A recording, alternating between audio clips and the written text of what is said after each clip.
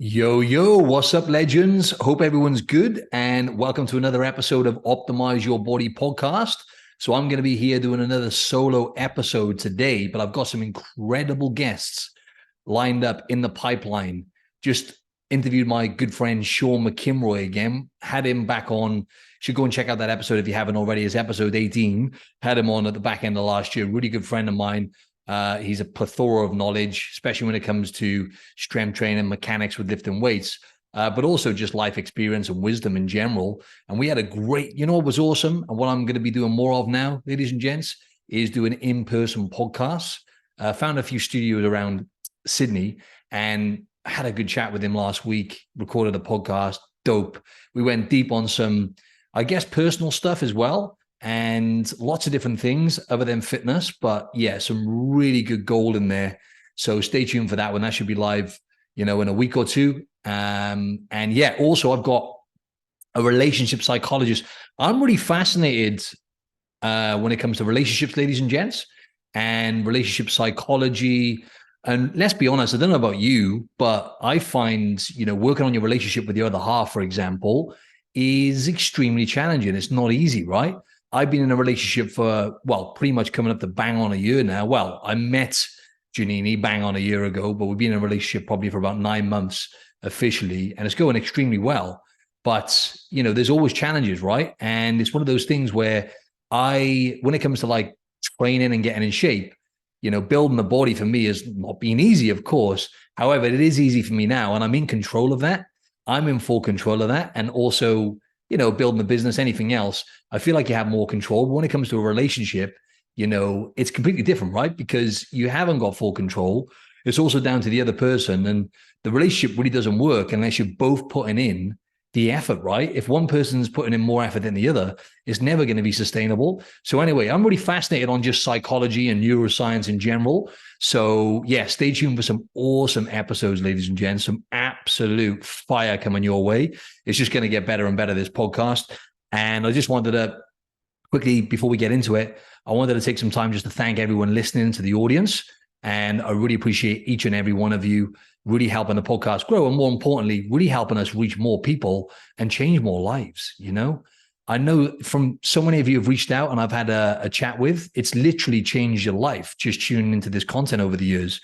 But hats off to you, because, information ain't shit without implementation. As I always say, if you can implement one thing or have an awareness moment from one point I've mentioned on a podcast or a guest has mentioned, it can literally be life-changing. But anyway, if you're on Instagram, right, really appreciate it if you could just literally, if you enjoy this episode anyway and there's something you found valuable, just simply tag me. Just take a screenshot of the episode, tag me on Instagram at Martin Silva Fitness, and just give it a share on your story. I'd love to see where you're at in the world as well, because half of my audience is in America, primarily California, but all over America. 50% of listeners, about 30% are in are in Sydney, New South Wales and Sydney.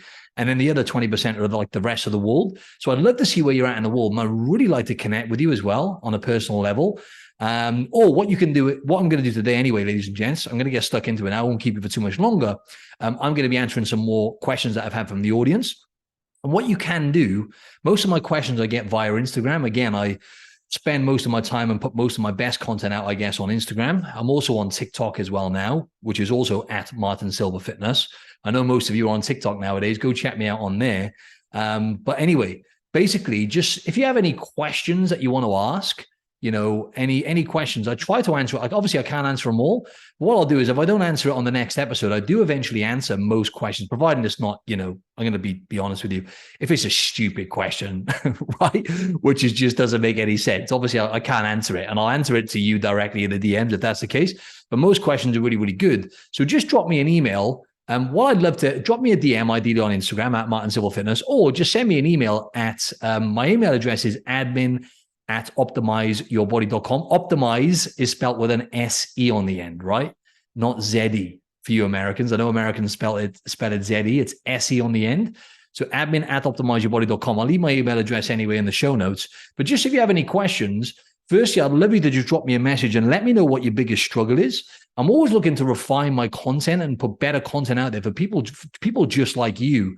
You know, if you're listening to this podcast, you're growth minded, you want to improve. And I love really speaking to people like you. So I'd love to just hear what you struggle with the most when it comes to getting in shape, health, weight loss, or anything at all along those lines. Just drop me an email or a DM. And or any questions you have that you'd like me to answer on the podcast and go into depth. Because, you know, if you send me a message on email, yeah, great, I can send you an email back or a DM. But if I can answer it on the podcast, I can give context, I can go deeper, I can give you different examples of clients, etc. And obviously we can reach more people, and your question can then help thousands of people. So yeah, just drop me an email or a DM with any questions you have or with anything you're struggling with. And yeah, let's get stuck in then, right? So by the way, I want to shout out someone as well who I'm going to be getting on the podcast in a week or two's time. So it'll be live in a few weeks. His name is on Instagram, Attachment Adam. He's a relationship psychologist, and his content is absolute gold. I listen to a lot of people now when it comes to relationship experts and all that kind of stuff. But this guy's content is gold, and the episode is going to be just literally incredible. But go and check him out at Attachment Adam. His Instagram handle is. He's got some golden content. So shout out to Adam. Looking forward to interviewing him.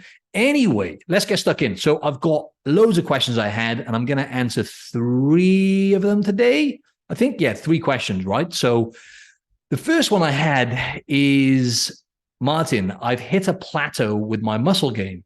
I've been lifting consistently for 2 years, lifting weights, and my body doesn't seem to be responding much. I lift 4 times per week, and I do a push-pull split. Any tips? Excuse me, I had the sniffles there. Don't want to be putting you off and sniffing into the mic. Anyway, yes, I have some tips, and this is going to be a really valuable question for everyone else as well. So what I'm going to cover here is really the most effective way to build muscle, right? And the fastest way to build muscle. Now, in the context of this person, to answer your question, his name is also Adam. If you've been lifting for 2 years and your body stopped responding, there's going to be several factors which could be coming into play here. First and foremost, now I'm going to use a client example here, right? So I had a client reach out to me recently, and this is a woman. Basically, she'd been lifting for a year consistently, and her body had stopped responding, not only with building muscle, but also with performance in the gym. She was struggling to break through her strength, to hit her strength goals and actually get stronger on her main lifts, on her deadlifts primarily, but also with her overhead shoulder press and squat. And she stopped losing fat and stopped building muscle. So, and the reason I want to use this client as an example, she was actually also doing a 4-day-a-week push-pull split. So just for the audience, what that means is essentially this person is doing 2 push sessions. Sorry, I can't get my words out. 2 push sessions where they're doing, for example, it's full body, right? So what they're doing is, they're doing an upper body push, they're doing a lower body push session, and then they're doing an upper body pull, and then a lower body pull session, right? So essentially what that means is 2 leg sessions and 2 uppers, right?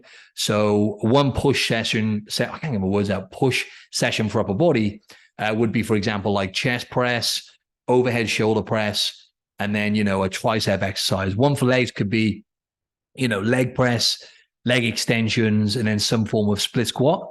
So just to give you an example, a pull session then for legs could be, a deadlift, leg curls, it could be a hip extension movement, and then, those kind of things. And then a pull session would be pulling movements such as, pull-ups. It could be cable rows, lat pull downs, bent over rows, those kind of things, just to give you some context.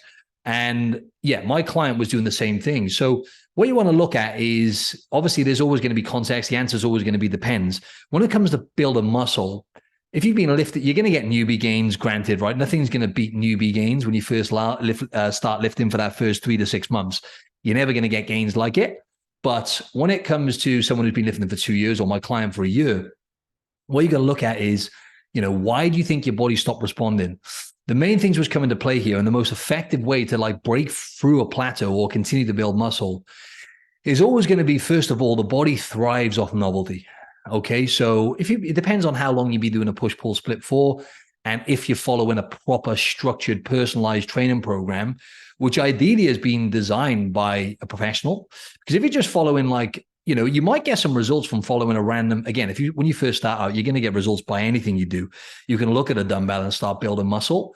But if you're following like a program that you've got off on someone online, great, but it needs to be personalized and structured to exactly, your body, because everyone's body responds differently to a different rep range, etc. But also it needs to be structured in a way where, each training phase is going to be lasting for, 3, 4, 5, maybe even 6 weeks. All my clients are different. See, some clients, every 3 to 4 weeks, they hit their peak on that training phase. Other clients, it might take longer. It's a behavioral thing as well. Some clients might get bored after doing the same training phase for longer than 3, 4 weeks max. So we have to shake it up every 3 weeks because the behavioral stuff comes into it as well. Because it's one thing showing up, right? And we always say, to build muscle and get results, show up. Yes, consistency is always number one. But it's not just that. When you're showing up, anyone can show up, right? I could show up and do this podcast now, not have all the sound quality checked, not have everything lined up properly, have my notes prepared, have all the questions and everything written down, or have all the questions for my guest, haven't done a sound check, haven't prepared everything with the guest and all those kind of things. And I could just show up and do a shit podcast. And the same thing goes for you. You can show up in the gym and not do an effective session, which is going to be effective for building muscle and maximizing results. So what you got to look at is number one, novelty, throwing a curveball, right? So it's one thing shocking the system, as people say, but it's another thing doing what's going to work for your body. So let's just say, for example, with this client, and this is a similar example to the person who asked this question, she'd been doing a push-pull split pretty much for a year, 4 days a week consistently, right? So it wasn't due to lack of not showing up. What we've done then is I looked at what she'd been doing, and she had, to be fair, she had been following a program she had off someone else. And she'd been following that for a year, and it was switched up. Every program was like 12 weeks. Each training phase was every 4 weeks. So everything was kind of structured. What I noticed is it wasn't personalized, and there wasn't enough thought put into it, essentially. And what we did straight away is like, right, okay, let's try and hit the body parts more frequently. So what we've done straight away, everyone knows here, for most people, I'm a big proponent of full body training. I would say for 80 to 90% of people, you're going to benefit more from doing full body workouts. So for example, there's a few ways you can structure this if you're showing up in the gym 4 times per week. What I done with this specific client is I had her doing going from 4 push-pull split sessions where she was hitting every body part twice in a week because she was doing 2 uppers and 2 lowers, right? 2 legs, 2 uppers.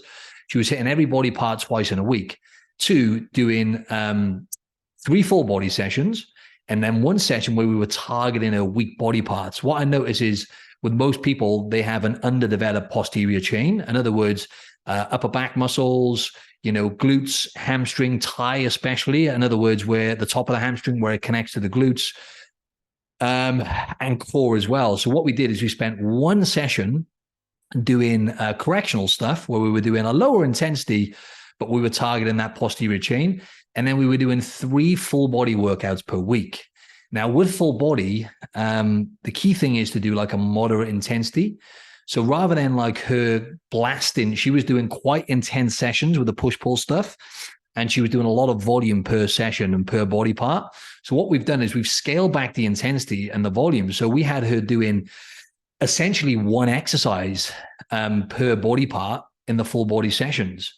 So, for example, it could look like on the first session, we had her doing a squat for legs, and she wanted to really focus. So it really depends on what body parts are lagging and what you want to focus on the most as well, in terms of some people want to develop certain body parts more than others. For example, a lot of females want glutes, right? They want glutes like my girlfriend, Janini. I can't tell you the amount of people that have messaged me saying, how the hell does she get glutes like that? Number one, she's Brazilian. She's got killer genetics. But number 2, she's been consistent for years, and she consistently does 6 sessions per week, and she's an absolute beast. But anyway, getting back on track, this particular client wanted to develop her glutes and legs more. So what we did is we normally did 2 exercises for legs. So one of her sessions looked like this, right? When we had her doing, on one phase, for example, we had her doing like the 8 to 10 rep range and slowing down her reps.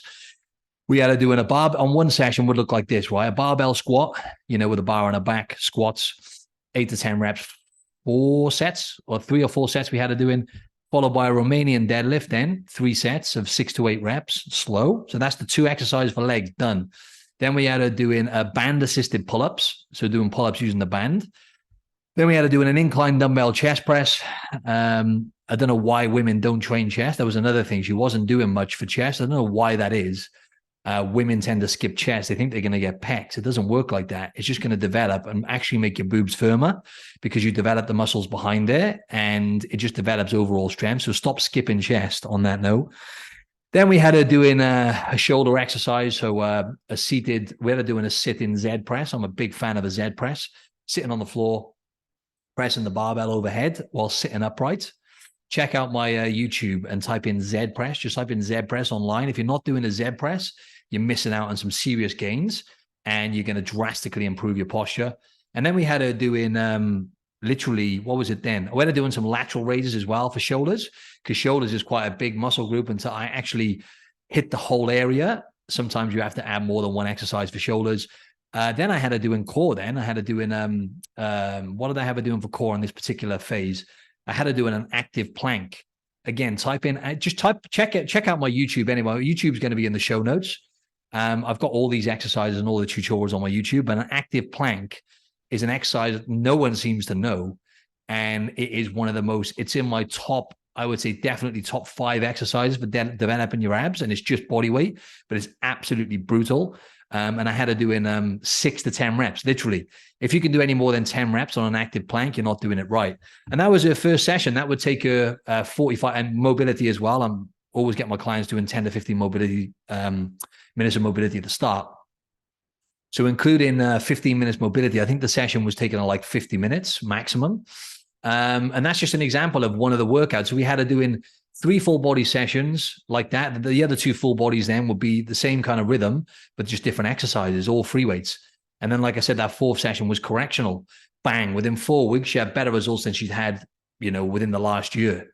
Okay, so what you got to look at is, she's hitting her body parts then as well. By the way, we did have her isolating her arms as well and doing some arm sessions on the other full body sessions. So she was doing like a bicep and tricep exercise on both of the other full body sessions, actually. So she's hitting every body part then 3 times in a week because she's hitting the whole body 3 times. And then actually she's hitting some body parts. She's hitting like back and glutes 4 times in a week. But the smart piece here is she wasn't going super intense and smashing. She wasn't going as much volume per session, but she was spreading that volume out over the week strategically. In other words, hitting the body parts 3 times instead of twice when she was doing the push-pull with less volume per session. But because she was sending that muscle building signal more often and by taking the intensity down to more of a moderate intensity, don't get me wrong, on some of the phases, when we had her doing like a high intensity phase where it was like high reps and supersets, that was more intense. But for the most part, she was doing moderate intensity more frequently on the body parts, right? So the same amount of workouts, same amount of time in the week, but hitting the body parts more frequently and just doing a structured program with a proper coach as well to guide her on top of some of the things we tweak with nutrition and everything else. And looking at stress as well and sleep, those kind of things, which make a massive difference to recovery and results, of course. She had game-changing results. So just to kind of summarize that, that's the number one thing I would look at is your training program. Then I was look at what you're doing with your nutrition. If you've plateaued, are you having enough calories, right? It's a simple thing. Are you actually fueling your body properly? Are you having like the top end amount of protein consistently? In other words, I would say someone in this case has been lifting for 2 years. I would say to aim for a bare minimum of, say, a gram per pound of body weight. Ideally, I'd say 1.2 grams of protein per pound of your body weight, right? So if you weigh 200 pounds like me, you want to be hitting at least, 250 grams of protein, right? A day, right? Does that make sense? So that's what you want to be shooting for. And you want to look at, what are you doing with nutrition? Are you having enough calories to actually make gains? Because a big problem I see with some of my best clients who sign up is they've been holding back for years on increasing calories. And I know if you're listening to this, you're probably thinking, oh, increase calories, I'm going to get fat, right? And that's the biggest fear which holds so many people back, is that barrier. And I guess not having the knowledge as well, and having the confidence to increase your calories strategically, and do it in a way as well where, calorie cycling can help as well in terms of building muscle and also staying lean or even losing a bit of fat. Talking about throwing a curveball in nutrition is, yes, increasing calories, having adequate protein. And obviously I always shine a light on what kind of fats my clients is having as well from certain foods, which really boost testosterone levels and stuff like that. All these things really make a big difference, ladies and gents. And that's why, knowing what you're doing comes in really, really handy, or having some sort of guidance. But what I was going to say then, I was going to say something on nutrition. Yeah, throwing a curveball is calorie cycling as well. So I had this particular client having higher carbs and really high protein. In fact, she was having she was having about what I said, about 1.25 grams of protein per pound of body weight. I'm saying in pounds because most of you are American, and this particular client was American as well. She's doing that. She was having 1 gram of protein per pound of body weight. We bumped her up to 1.25 grams of protein per pound of body weight. And we had her calorie cycling a little bit as well, where she was having more protein and carbs on those lifting days, on the 3 full body sessions, because they were a bit more intense than the correctional one. And then we had her having lower calorie days then on her rest days. So she was in a deficit some days, and another day she was in a surplus or maintenance. And what that does is that really shocks the metabolism, and it really boosts your metabolism. Not to mention, it's really good psychologically looking forward to those higher calorie days. And what I had this particular client doing as well, she had a really good social life, to be fair, as well. And she liked to enjoy herself on the weekends. Didn't really drink much, but she used to like to go out and eat with friends and her partner. So what we did is we would have her bank up calories and have a few days, like 3 days in the week where she would, 2 days in the week and 1 day on the weekend where she would have slightly lower calories. And then she had 1 day then on the weekend where she would have super high calories and just let her hair down and enjoy herself.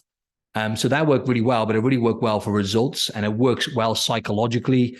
And it was really interesting how fast her body responded. So they're the main things I would say. But when it comes to building muscle, just in general, number one, you got to focus on technique. And are you actually showing up in the gym and doing it properly? So what's the intention in your workout? A lot of people, they go in, they don't have an intention. I always set clear intentions and goals for my clients on any given training phase. So for example, if we're doing a low rep heavy lifting phase, right, your goal is to hit X on the, lift this much weight by the end of the 4 weeks on squats, deadlifts. Don't get me wrong, we won't always be specific with numbers on weight, but it's like, right, I want to make sure that you're adding, at least 5 to 10% more weight to these lifts. You know what I mean? Each week, or to pretty much every exercise. So it's very black and white, and you're doing that. And that's why journaling your workouts and tracking your workouts, obviously, I use the coaching app with clients, which makes things really straightforward and tracks everything. So there's nowhere to hide. So we leave nothing to chance. So they just know exactly how many reps they're doing, how much volume they're doing as well. Everything's calculated, and how much weight they lifted the session before. So, it's just black and white then, and making progress. So yeah, have an intention and making sure you're getting stronger each workout and adding volume. Progressively overloading your body is key. Technique as well, making sure technique's on point. Obviously, if you've got sloppy technique, you don't need a rocket scientist to tell you, you're not going to maximize results. But then it's going to come down to fine tuning your training program and actually having something proper to follow and making sure that, because what you got to look at is what you haven't been doing. So for example, people always ask me, what's the best rep range for building muscle? And it's like, well, the answer is it depends. It's going to be, for the most part, whatever rep range you haven't been doing, right? A lot of people, for some reason, they think, and research does show, for example, certain research shows that doing the 8 to 12 rep range is going to build more muscle. That's not the case, because new research now shows that every rep range has value in terms of muscle gain. So doing, lower rep range, let's say 1 to 6 reps, maximal strength type training, that's going to build muscle in a different way. It's called myofibril hypertrophy. And then when you do 8 to 12 reps, that's going to be sarcoplasmic hypertrophy. So there's just different ways of building muscle. And then another form of building muscle then is going to be the higher rep range, anywhere between 12 to 25 reps. That's also going to build muscle in a different way. So whatever rep range you haven't been doing, if you've been neglecting a certain rep range and certain training stimulus, such as strength training or hypertrophy or, pump adaptation type training where you're doing higher reps and getting more of a pump, then the other rep range is going to give you better results. Is as simple as that, really. A few knowledge bombs and tips I wanted to drop on muscle building as well for anyone listening. When it comes to fat loss, people always think, I'm overweight. And yeah, you might be overweight, right? Or I'm carrying too much fat. Yeah, you might be carrying too much fat. But if you look at it this way, right? I shared this with my clients recently. If I ask you now, what's the biggest organ in the body, right? I know what you're thinking, right? What's the biggest organ in the body? Yeah, I know exactly what you're thinking because I thought the same thing. You're thinking skin, right? No, it's not skin. So skin on average takes up around about 16% of the body in terms of the mass as an organ. Muscle takes up, give or take, or skeletal muscle takes up 40%. So by a long shot, the biggest organ in the body is skeletal muscle, right? Muscle is known as a longevity organ for a reason. People who have more lean mass on their body, lean muscle tissue, and people who have good levels of strength, especially as you age, you have to retain muscle and build muscle is even more important as you age. And those people tend to live the longest. Not only is it known as the longevity organ because of strength, but also for metabolic health, which we all know is the most important thing for longevity, metabolic health. In other words, what you're putting in your body, how is your metabolism utilizing and assimilating those calories? How much fat are you carrying on your body, but especially around your internal organs, around the midsection, mainly around your stomach, because that's the worst place to store body fat, and that's the most dangerous place to store body fat, because that is essentially visceral fat covering your internal organs. So building muscle, people are under-muscled. So they're not overweight, they're under-muscled, okay? So focus on that. Focus on building muscle, right? I want to hammer that home. But their main tips when it comes to building muscle, but obviously goes without saying, getting good quality sleep is going to be number one.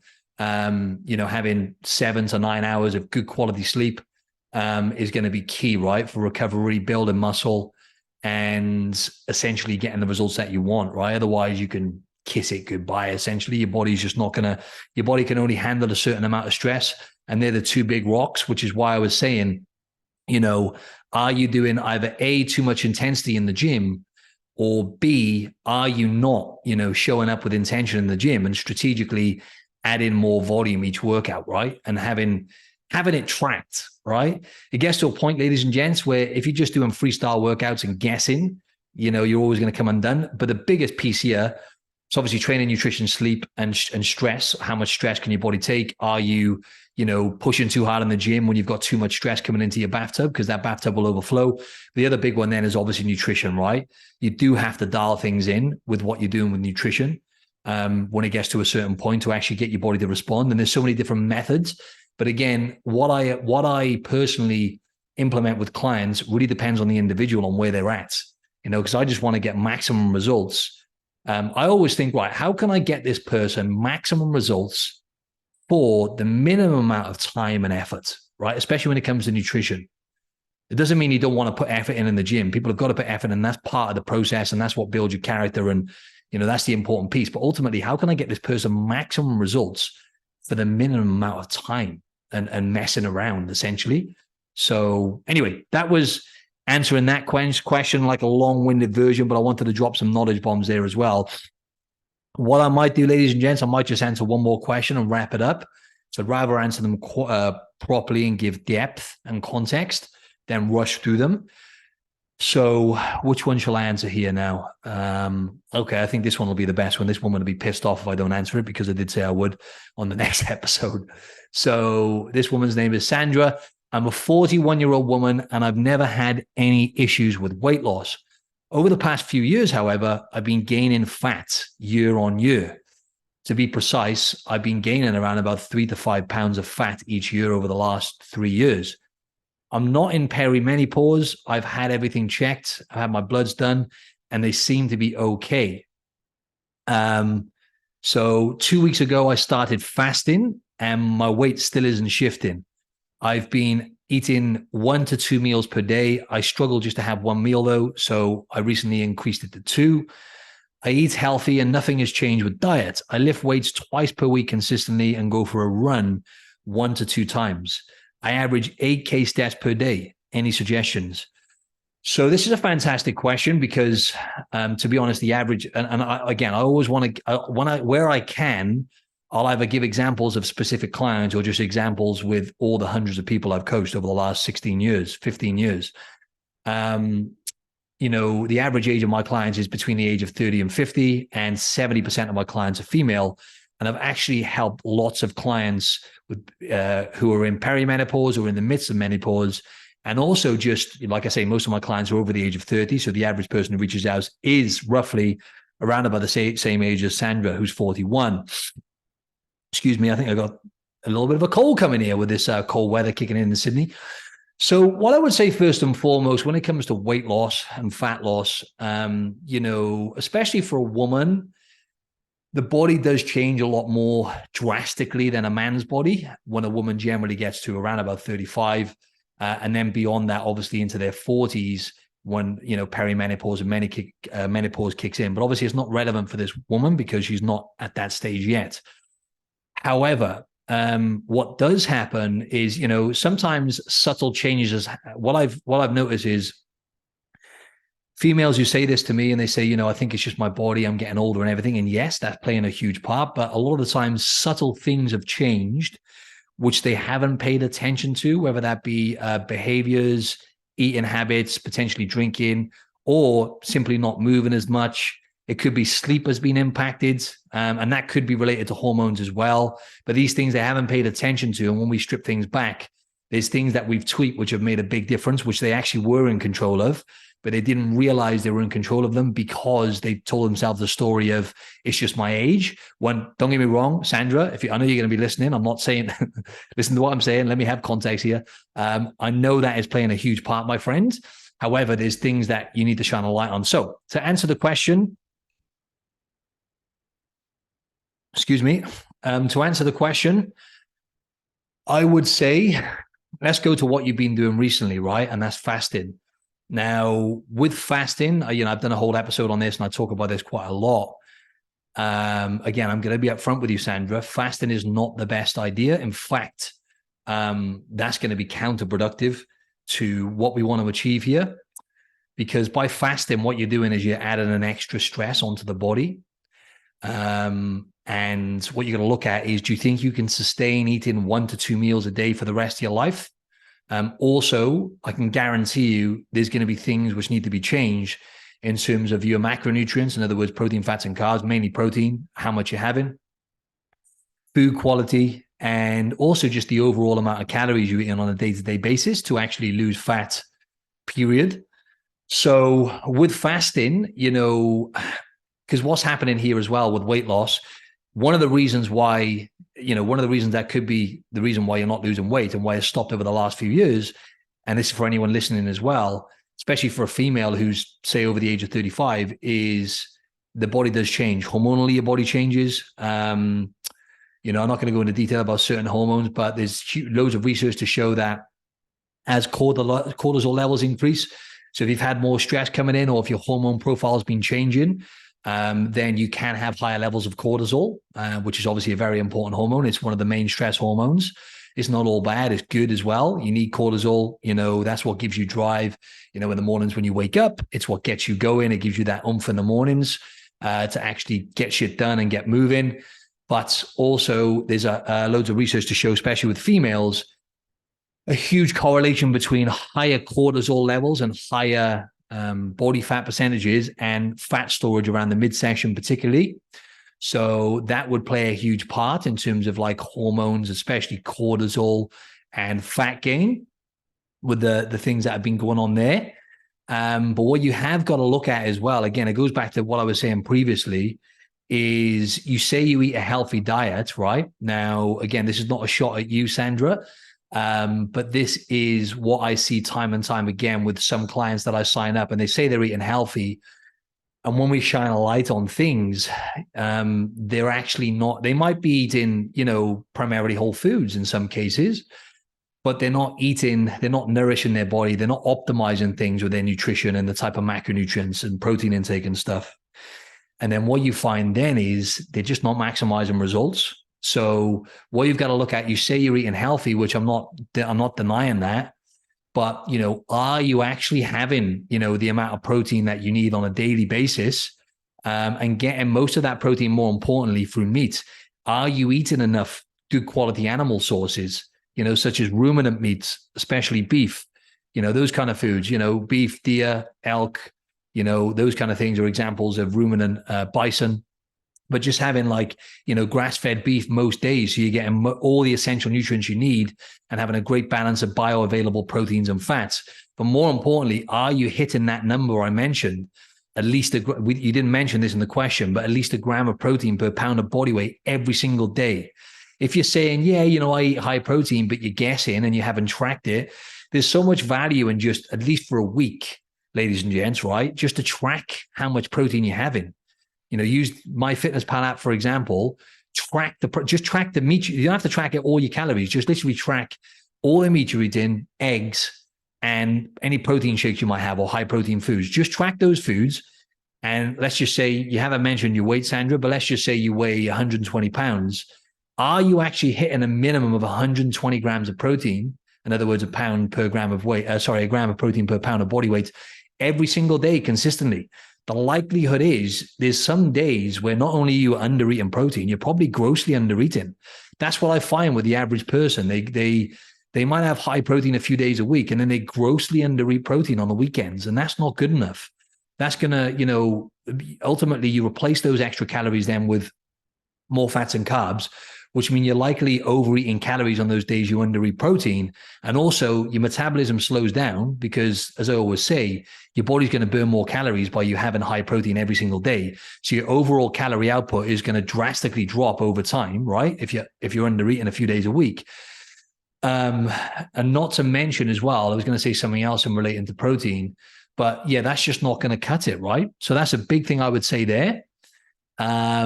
But yeah, in terms of the fat loss stuff as well, what kind of training are you doing? I would say if you're lifting weights twice a week, what I would say is you're going to need to ramp up the volume. Again, it really depends on where your body's at, how much stress you've got coming in and everything else. If you're already stressed out to the max, you're not getting great sleep and you've got a lot of work stress and everything else, then you start adding more workouts. That's just going to add stress, just like fasting. So it really depends. But what I would say for anyone listening back, I'm telling you now, right? And I always talk about this, right? And I get most of my clients to implement this, depending on where depending on where they're at in the program, is adding in some band sessions, right? So Sandra, right? Stick to your 2 workouts per week and add in, let's say Monday to Friday. Let's say you do a workout on a Monday and Friday in the gym. Tuesday, Wednesday, Thursday, get some rubber resistance bands. They're super inexpensive. Just type in resistance bands on the internet, and the long bands with the handles on the ends, right?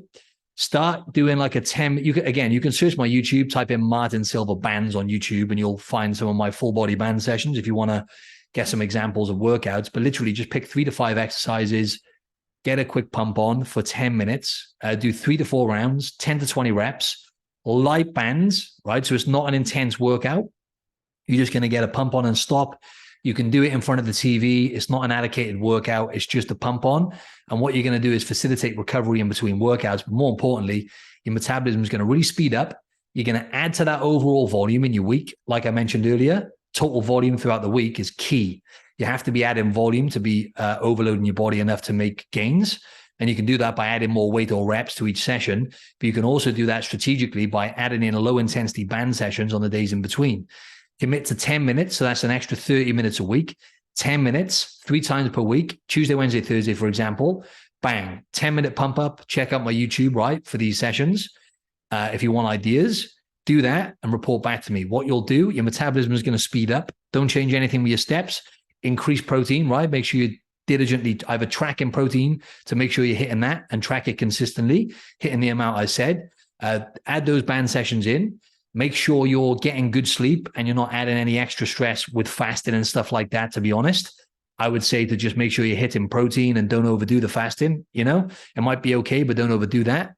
Add those band sessions in and report back to me. Drop me a message in a few weeks' time And what you'll notice is you probably got a little bit leaner, and you would have noticed your body respond in terms of your muscles tightening up and getting a bit of a muscle building response.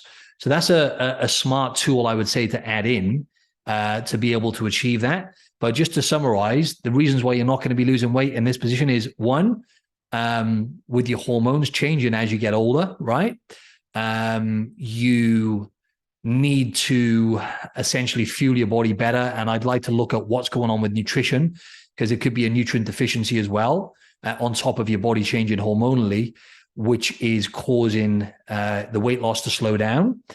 Two, are you actually fueling your body enough with enough protein and the right types of foods and calories, and enough calories in general to be able to build muscle and speed that metabolism up, right? Like what will happen with the bands, and by you having more protein and having, maybe even more calories, but the right types. In other words, protein will speed up the metabolism and give you a boost and help you lose a bit of fat. And then the other thing then is going to be, is there anything else which has changed? You know what I mean? Like, are you more stressed? Are your cortisol levels higher?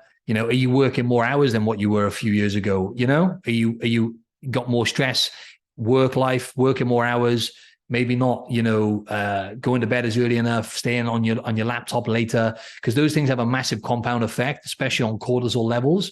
And like I said, there's a big correlation between higher cortisol levels and fat gain around the midsection, especially with females. Another thing I would say, you said you had your bloods done. I would make sure you get your bloods done properly. I'm trying to find a good company, because when you get them done by the doctors and the GP, it's not going to be accurate, because you're getting compared to the average person. They naturally compare these tests and they say, yeah, your levels are good. Let's say your estrogen levels are good, your blood sugar levels are good, but they're only good compared to the average person. The average person is overweight and unhealthy, which is what you got to remember. So I would never want to be compared to a sick person, ultimately. So I would find like a private company to get your bloods done properly, and do that. I'm still trying to find a good company, to be honest. So I'll let you know if I do find one.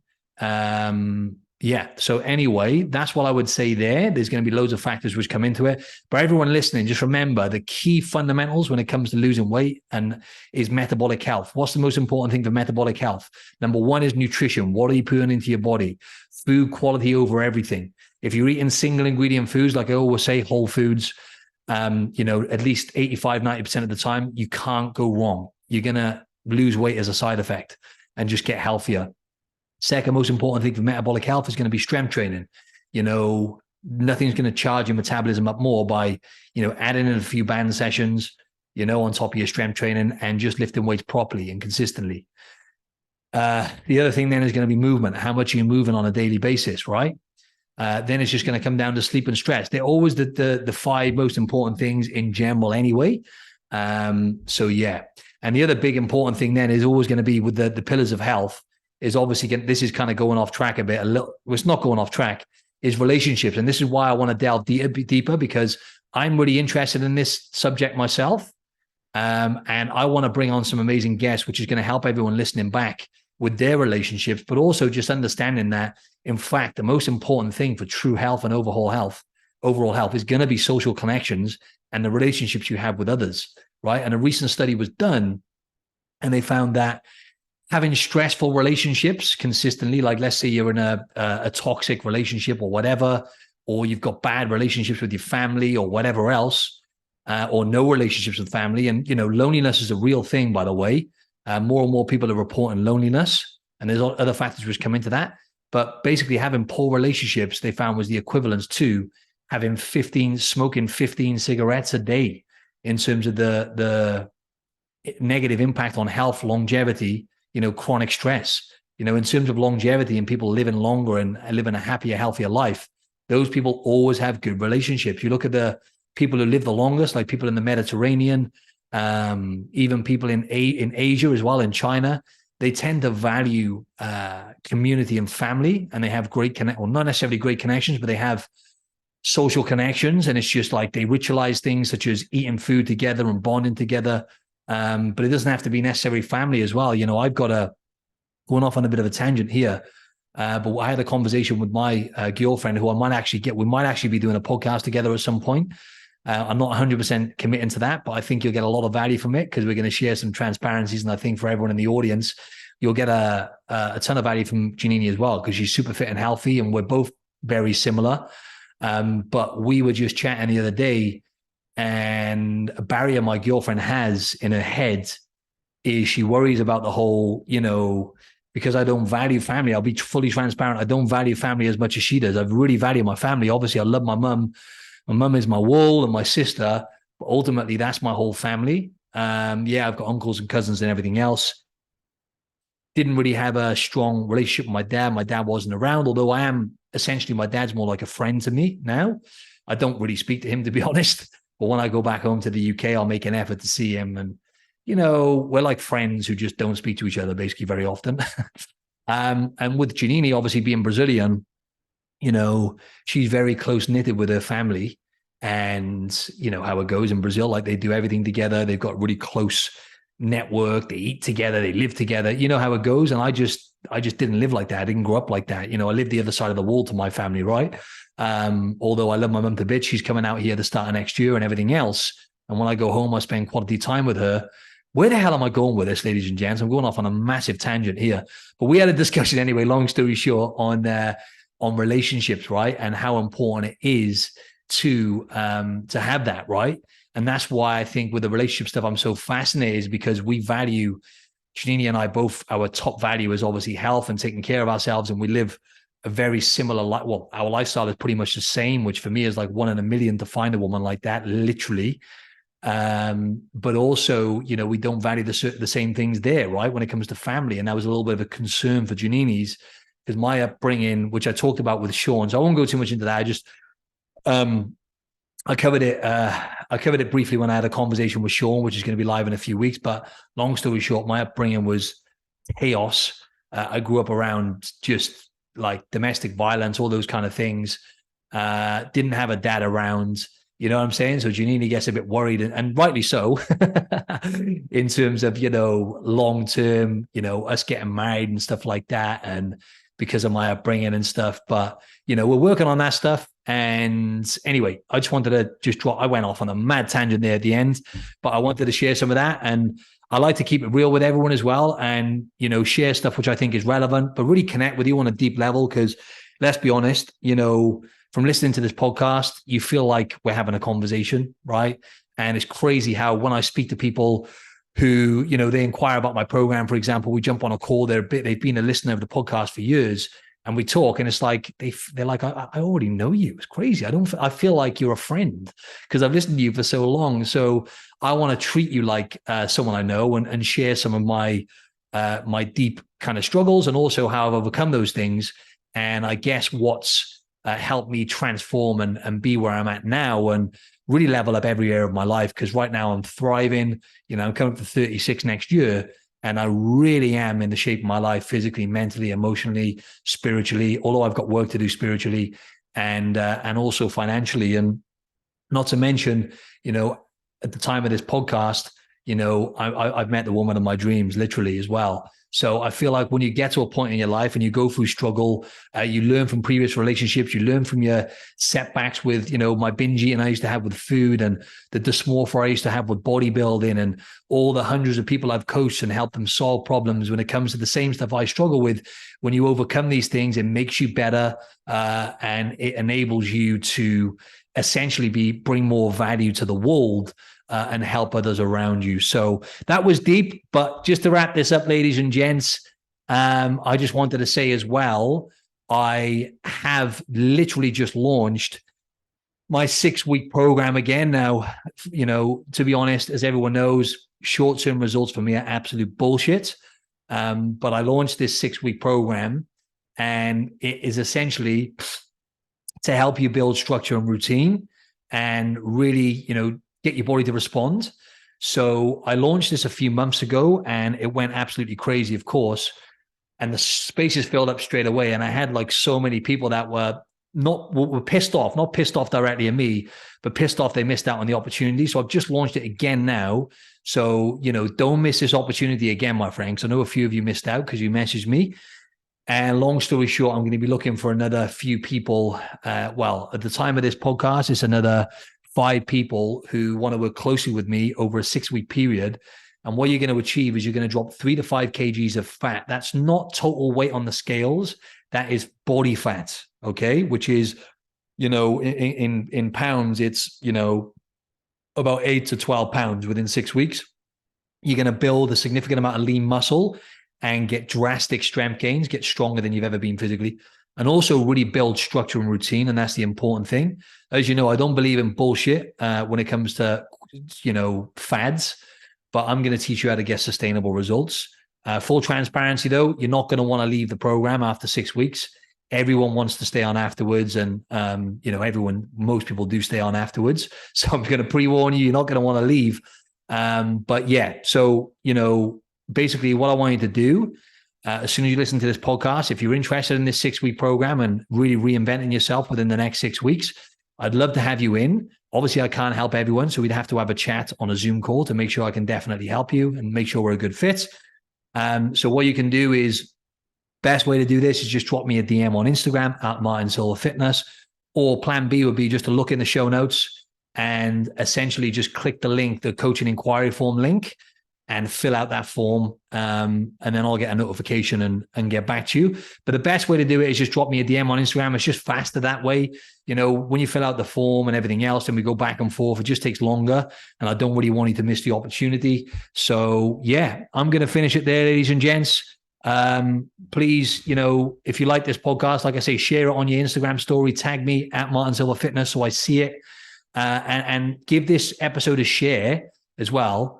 Do that as well as an action step. If you think there's one person that comes to mind that'll benefit from this episode, just share them the link straight after this. It'll take you 10 seconds, and it could be a game changer for that person, All right, ladies and gents, over and out. Thanks for listening.